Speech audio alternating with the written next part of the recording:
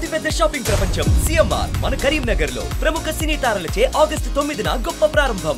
Yes, నేను before మీకు ఒక ప్లేస్ చూపించాను కదా, అలాంటి ప్లేస్లు ఒకటి కాదు, రెండు కాదు, మూడు కాదండి, దాదాపు మీకు హెలికాప్టర్స్ కనిపిస్తున్నాయి చూడండి. ఆ పైన చుట్టూతో కూడా హెలికాప్టర్స్ మీకు సరౌండింగ్స్ మొత్తం కూడా తిరుగుతూనే ఉన్నాయి.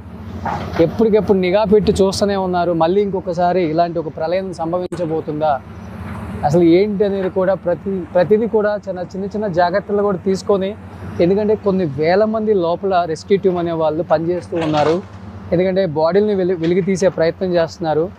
మీకు పైన అక్కడ వ్యూ పాయింట్ కనిపిస్తుంది చూడండి. ఆ వ్యూ పాయింట్ నుంచే కొండ చర్యలు విరిగిపడి ల్యాండ్ స్లైడ్ అయిందనమాట. ఆ విరిగిన ప్రాంతం, ఆ వ్యూ పాయింట్ నుంచి ఆల్మోస్ట్ ఈ కనిపించే ఈ బండలు మొత్తం, ఈ రాళ్ళు మొత్తం, ఈ కొండ చర్యలు మొత్తం కూడా అవి కనిపిస్తున్నాయి. మీకు కనుచూపు మేర ఎంత దూరం కనబడుతున్నాయో చూడండి. అక్కడ ఎక్కడైతే హెలికాప్టర్ మీకు ప్రతిసారి ల్యాండ్ అవుతుందో అక్కడ బాడీస్ ఉన్నాయని అర్థం అనమాట. ఎందుకంటే అంబులెన్స్లు ప్రతిసారి లోపలికి తీసుకురాలేని ఒక పరిస్థితి. అంటే బాడీలు ఒక 10-15 అవ్వగానే ఆ బాడీస్ని హెలికాప్టర్ ద్వారా అక్కడ దగ్గరలో ఉన్న పక్కన ఒక టౌన్ ఉంది, వాయనాడ్ టౌన్, ఆ టౌన్లో ఉన్న గవర్నమెంట్ హాస్పిటల్కి మార్చురీ రూమ్కి పంపుతున్నారనమాట. సరే, మీకు లోపలికి వస్తే అర్థమవుతుంది. ఇంకా ఇక్కడ అంటే ఎన్ని ఇళ్ళు కూలిపోయాయి ఇక్కడ మీకు అర్థమవుతుంది క్లియర్గా చూస్తే. కార్లు కూడా కొట్టకొచ్చాయి. కారు పార్ట్స్ మీకు ఇక్కడ కనబడుతున్నాయి చూడండి.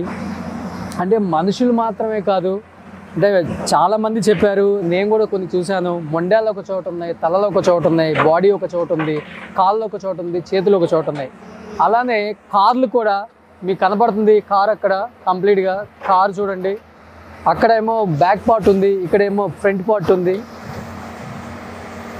టైర్లతో సహా మొత్తం ఎక్కడికెక్కడికి ఊడి మొత్తం వచ్చేస్తున్నాయి. మీకు అన్ని చోట్ల ఇదే విధంగా ఉంది. కార్ల పరిస్థితి, మనుషుల పరిస్థితి, మూగజీవాల పరిస్థితి. ఒకసారి చూడండి మొత్తం ఎంత లోతున ఊరు లోపల, మట్టి లోపల పాతుకుపోయిందో, కూరుకుపోయిందో, ఎన్ని ఇల్లులు కింద ఉన్నాయో మనకు అర్థమవుతుంది క్లియర్గా.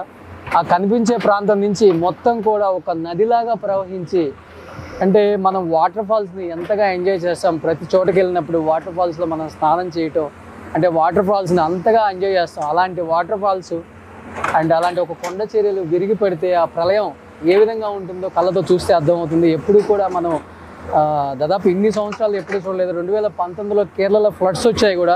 ఆ ఫ్లడ్స్ వచ్చినప్పుడు కూడా దాదాపు 120 మంది 130 మంది మాత్రమే చనిపోయారు. ఆ ఫ్లడ్స్ వల్ల చనిపోయారు. అండ్ కేరళలో కూడా మనం చెన్నైలో కూడా ఫ్లడ్స్ చూసాం, చాలా ఫ్లడ్స్ చూసాం, ఇల్లులు మునిగిపోయాయి. ప్రాణహాని ఎప్పుడు కూడా పెద్దగా జరగలేదు. బట్ ఫస్ట్ టైం ఒక నదిలాగా కొట్టుకొచ్చి ఊరు కొట్టకపోయింది. ఇదే మనం చరిత్రలో ఎప్పుడు మళ్ళీ చూడకూడదు అని అనుకోవాలి. మనందరం కూడా దేవుణ్ణి మరీ ప్రార్థిద్దాం. ఎందుకంటే ఇలాంటి సంఘటనలు జరిగి ఇలా వేల కొద్ది ప్రాణాలు విడుస్తుంటే చూడటానికి టీవీలో మనకి నిజంగా 2 కళ్ళ మట్టి నీళ్ళు కారిపోతూ ఉన్నాయి ప్రతి ఒక్కరికి కూడా. ఈ ప్రాంతంకి వచ్చిన తర్వాత నాకు అర్థమైంది ఇక్కడ ఇంత ఘోరమైన ఒక సంఘటన జరిగింది ఏంటి అని. కొన్ని వేల ప్రొక్లైన్స్ బాడీని తీస్తున్నాయండి. అక్కడ చెప్పారు ఆల్రెడీ 300 బాడీలు తీసాము, చిన్నపిల్లలు, పెద్దవాళ్ళు, వాళ్ళు వీళ్ళు తేడా లేకుండా ప్రతి ఒక్కళ్ళు బయటపడుతున్నారని చెప్తున్నారు. ఇంకా మీకు కనుచూపు మేర అంతవరకు కూడా ఊరుంది. ఎందుకంటే కేరళ అంటేనే అందాలకు ప్రతీక. ఇక్కడ పచ్చటి కొండల మధ్య అండ్ పర్యావరణాల మధ్యనే ఇక్కడ అన్ని టౌన్స్ ఉంటాయి, ఇక్కడ మా ఊర్లు ఉంటాయి అన్నమాట. అలాంటి ఊర్లు చూడండి ఒకసారి. ఈ కారు చూడండి ఒకసారి. అంటే కొండలు విరిగిపడి కారు ఇలా అయిపోతే మనిషి ఎలా అయిపోతాడో ఒకసారి ఆలోచించండి. నుజ్జు అయిపోయారు ప్రతి ఒక్కళ్ళు కూడా. అసలు గుర్తుపట్టలేకపోతున్నాం. తలలు అక్కడ ఉన్నాయి, వాళ్ళ బాడీ ఇక్కడ ఉంది, కాళ్ళు అక్కడ ఉన్నాయి, చేతులు ఇక్కడ ఉన్నాయి. ఇలా ప్రతిదీ కూడా అంటే ఎన్ని కార్లు కొట్టుకొచ్చాయి. ఆ పైన ఇంకా చాలా కార్లు ఉన్నాయి. ఇది జస్ట్ అక్కడి నుంచి కొట్టుకొచ్చిన కారు మాత్రమే. ఇక్కడ ఒక ఇల్లు ఉందన్నమాట. ఆ ఇంట్లో ఉన్న కారు పైకి ఇలానే ఉంది. అండ్ దీని కింద కూడా ఒక ఇల్లు ఉందన్నమాట. ఒకసారి ఇంకా ముందుకెళ్ళి ఒకసారి రెస్క్యూ టీమ్తో కూడా మాట్లాడే ప్రయత్నం చేద్దాం. అసలు ఇక్కడికి వచ్చిన తర్వాత మాటలు రావట్లేదండి. ఎందుకంటే ప్రతిదీ కూడా చాలా ఎమోషనల్గా గురవుతున్నాం. పోలీసులు కూడా ప్రతి ఒక్కళ్ళు పని చేస్తున్నారనే కానీ వాళ్ళకి నిద్రాహారాలు లేవు, తిండి లేదు. అసలుకి వాళ్ళు టైం లేకుండా, అసలు ఏ టైంకి వస్తున్నామో, ఎంత పని చేస్తున్నామో తెలియకుండా డే అండ్ నైట్ ఇక్కడ లైట్స్ పెట్టి కూడా పనిచేస్తున్నారు.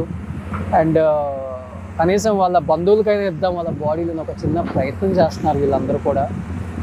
చూస్తున్నాం మనం, అంటే బాడీలను మనం ప్రత్యక్షంగా చూపించకూడదు కాబట్టి కెమెరాలో మనకు అర్థమవుతుంది.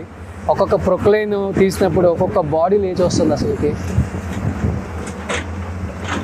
కొన్ని అయితే తలలు మాత్రమే వస్తున్నాయి, కొన్ని బాడీలు వస్తున్నాయి, చిన్న చిన్న పిల్లలు వస్తున్నారు.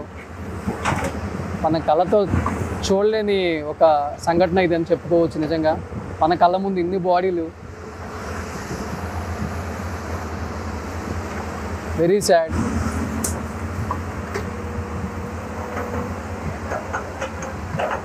ఒకసారి ముందుకెళ్ళి చూద్దాం. ఒకసారి చూశారు కదా ఇలాంటి కార్లు, మొత్తం ఇల్లులే లేవు, ఇంకా కార్లే ఉందండి, మనుషులే లేరు ఇక్కడ.